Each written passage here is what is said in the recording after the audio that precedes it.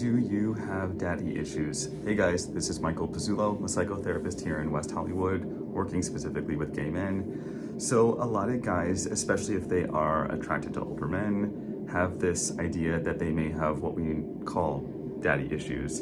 And they often wonder, are these real? What's this all about? What's the psychology behind it? So let me break it down. So the truth is that yes, I would say that daddy issues are real, but it's a little bit more complicated than just what you're physically attracted to. So if we rewind it a little bit, our caregivers, both our mother and our father, or whoever took care of us when we were growing up, create attachment templates for us, meaning that they give us an unconscious expectation of how I am going to receive care and love and affection. So, for example, if you have caregivers who are really loving and empathetic and nurturing, then you are going to expect that your partners that you go to as an adult will be just as, warm.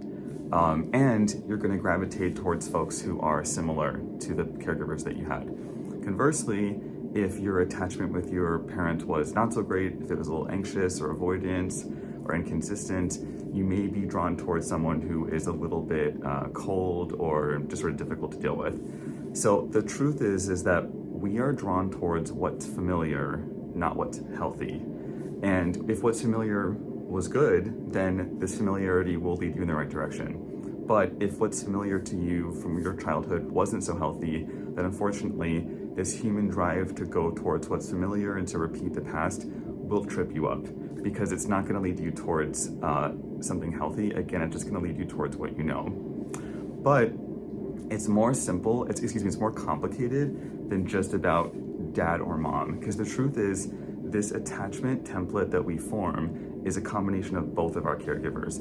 So it's not just about gender. So there are a lot of straight men, for example, who will marry a woman who is very similar in terms of attachment to their dad. So it's not necessarily the case that they will only gravitate towards a woman that reminds them of their mother. And the truth is, it's usually a combination of both. So what you want to do in therapy and just the work you do on yourself in general is think about both of your parents, both your caregivers, if you had two, or if you had more than two, and think about all of them together. What did I internalize about how I should be loved and taken care of, and then what I expect to give to others in relationships? That's the most important thing. But yes, it is true that if you had a father who was, kind of cold and distant, then you might find yourself kind of easily drawn towards men who are similar to that. But it's not a 1-to-1 ratio. You could just as easily be drawn towards men who are kind of similar to your mom.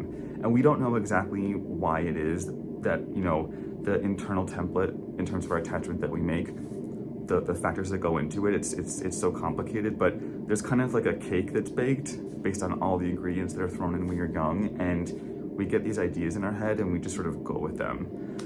But the most important thing is that you do this work on yourself before you get into a relationship, because usually what happens is we grow up with a parent, we grow up with a father, for example, who's kind of cold and mean, and so we gravitate towards a partner who is similar, and we're hoping that this is going to somehow work itself out, and it doesn't. We end up just feeling like equally hurt and frustrated as we did when we were a child. And it's kind of like a video game where you go back and you're playing the same level hoping to get a different ending this time, but you almost never do. So what you want to do is do this work on yourself first, so that you don't just gravitate towards what's familiar, you actually gravitate towards something that's healthy for you. And whatever that looks like, whether that's an older man or younger guy, same age, whatever it is, that you don't just repeat the past unconsciously. You can repeat the past if it's healthy, but that if it's not healthy, that you actually create something new and unfamiliar, which is hard to do because, again, human beings, we prioritize safety and familiarity first over newness and evolution. It's just how we're wired. So it's something we kind of have to work with in part of the human condition. So I hope this was useful. Curious to hear thoughts from you guys if you feel like you have daddy issues or mommy issues, or how you feel like the way you were parented has informed the relationships that you have created as an adult. So I hope this was useful, and let me know what you guys think in the comments.